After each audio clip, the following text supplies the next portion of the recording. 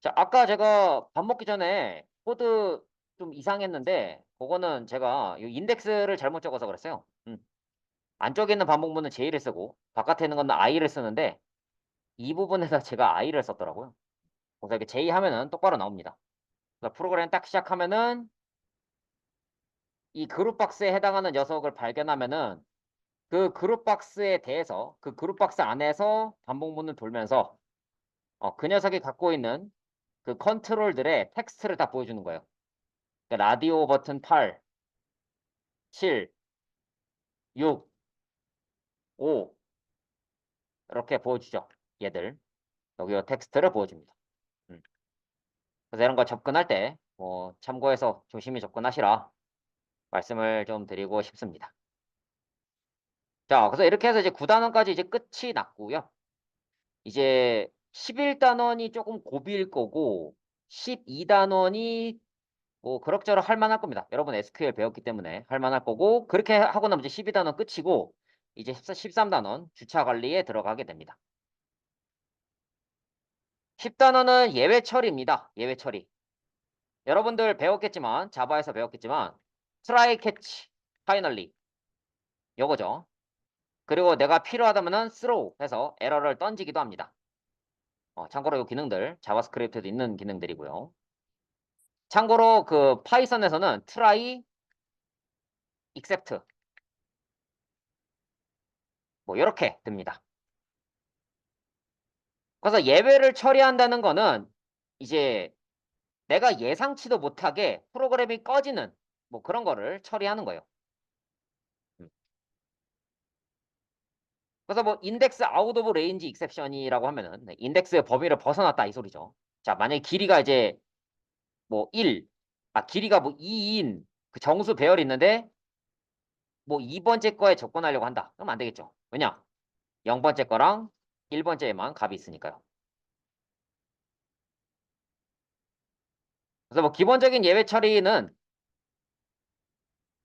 뭐 이렇게 뭐 배열의 길이가 2가 있을 때, 배열의 길이가 2였을 때, 요 인풋의 크기가 뭐 얼마큼이냐에 따라서 이렇게 이제 예외 처리를 해줄 수가 있는데, 근데 지금 이 예외 처리 같은 경우에도 int.parse를 쓰고 있기 때문에 여기다가 뭐 AA 이런 걸 넣으면은 이 if else가 아예 실행이 안 되고 그냥 프로그램이 꺼집니다. 그래서 이제 등장한 게 이 try catch finally 구문이죠. try catch finally.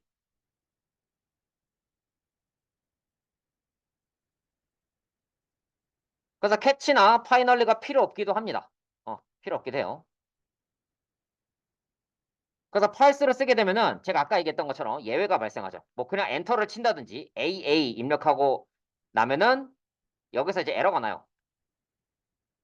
그래서 이제 try catch를 써가지고 try catch를 써서 내가 숫자를 제대로 입력했으면은 여기 인덱스 부분에 숫자를 넣고 파이널리로 넘어간 다음에 밑으로 넘어가는데 내가 만약에 이 부분에서 내가 문제를 일으켰어요. 만약에 제대로 이상한 값을 썼다. 그러면 이제 이렇게 캐치, 익셉션으로 넘어가고 그 다음에 파이널리로 넘어갑니다. 그래서 중요한 게 뭐냐면 두 가지가 중요해요. 일단 트라이 캐치했을 때 내가 뭔가 이상한 짓을 해도 이 트라이 안에서 이상한 짓을 하면은 캐치로 넘어간다는 거예요. 그래서 프로그램이 꺼지지 않는다는 거죠. 근데 트라이 캐치가 없으면 프로그램이 중간에 종료될 수 있다. 그러면은 선생님 파이널리는 뭔가요? 파이널리는 뭐냐면 파이널리는요. 내가 이 트라이 안에서 뭔가 이상이 생기든지 말든지 무조건 1위로 가는 거예요. 그리고 더 중요한 거. 파이널의 진짜 역할은 뭐냐면 만약에 캐치에서 내가 만약에 여기서 뭔가 이상한 짓을 해서 캐치로 빠졌어요. 캐치로 빠져도 그리고 이제 캐치에서 리턴해가지고 해당하는 메서드를 종료해버려도 아예 꺼버려도 이거는 하고 나서 리턴해라 이렇게 되는 거죠. 그래서 이게 만약에 파이널리 이게 키워드가 없잖아요. 파이널리 키워드가 없는 상태에서 뭔가 그 이상한 걸 써요. 그러면은 리턴하고 그냥 끝나요. 요거 실행 안 하고.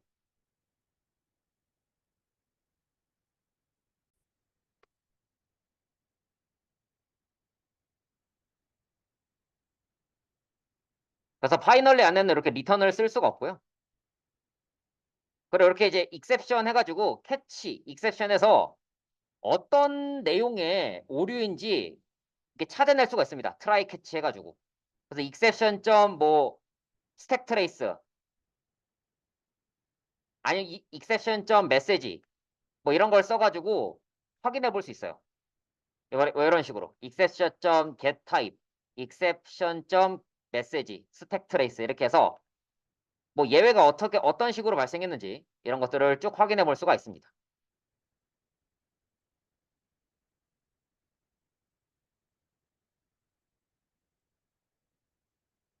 음. 그래서 예외 처리를 하는 방법이 가장 기본적인 거는 트라이 캐치 혹은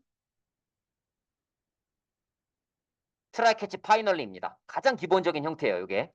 트라이 캐치 파이널리 아니면 트라이 캐치인데 요거를 조금 더 이제 그 확장을 하면요. 이 내용을 좀 확장을 하자면 이 캐치를 여러 개 쓸 수 있어요.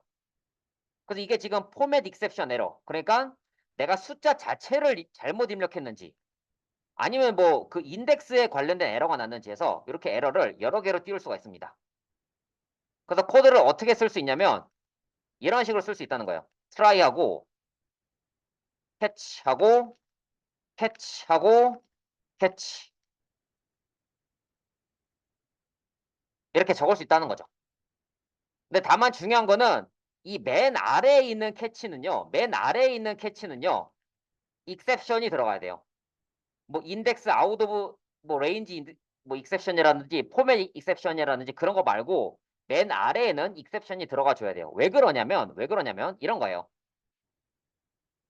포맷 익셉션. 그러니까 내가 뭐 좀 잘못된 형식을 넣었다.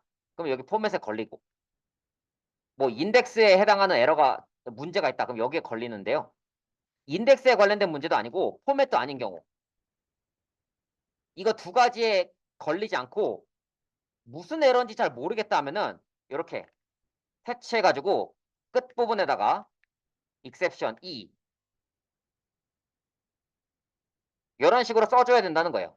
왜냐면 이 out of range exception이랑 format exception이 전부 다 이 exception이라는 클래스를 상속받은 애예요.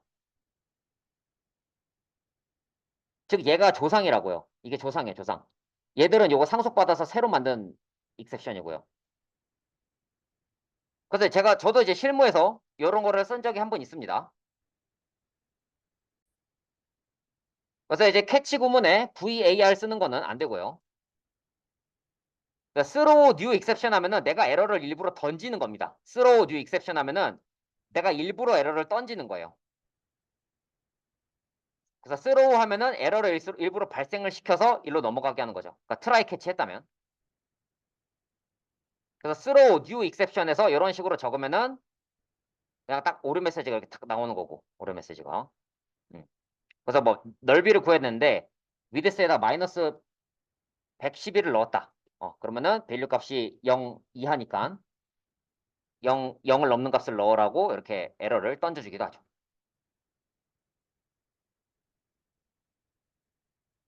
그래서 뭐 사용자 정의 에러, 그러니까 커스터마이징 된 익셉션을도 만들 수 있습니다. 나만의 익셉션을 만들어서 쓸 수도 있어요. 그 다음에 이제 콤보 박스랑 뭐 리스트 박스 이런 게 있는데 여기 뭐 콤보 박스는 요걸 이렇게 딱 클릭하면은 이렇게 목록이 내려가는 거를 콤보 박스라고 하고 그 다음에 이제 이렇게 그 목록 어떤 리스트에 있는 목록이 나오는 거를 그러니까 리스트 박스라고 합니다. 얘를 요걸 이제 이런 걸 이제 리스트 박스라고 해요. 이렇게 생긴 걸 리스트 박스라고 하고 그 다음에 이제 데이터 그리드 뷰라는 게 있습니다. 자, 이 데이터 그리드 뷰를 이제 하게 되면요. 데이터 그리드 뷰를 하게 되면은 여태까지 우리가 썼던 이 getset을 왜 쓰는지 알게 됩니다. 이제 여기서부터 한번 같이 해보도록 할게요.